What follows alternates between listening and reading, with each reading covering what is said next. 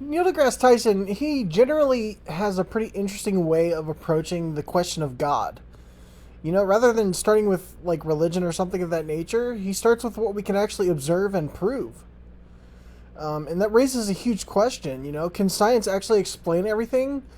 Or are there questions that go beyond science? And I think that's one of those things like some of the stuff I've experienced in my life and just like, you know, like people that have miracles in their life and stuff like that can kind of argue that maybe there is a higher power or something of that nature. But, you know, Neil Tyson tends to lean towards, you know, that there is no God, which I do sometimes also lean that way, but I also lean more towards like there is a higher power. But it's not about me, it's about kind of just like what he thinks about it, you know? Because that's what I wanted to make this video about. You know, one of the biggest questions is why the universe exists at all. And, you know, science can tell us a lot about how the universe developed, but the deeper question is like, is there something instead of nothing, you know, is much harder?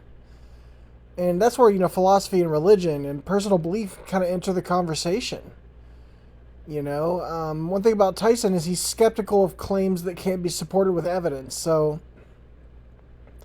a lot of those miracles and stuff like that are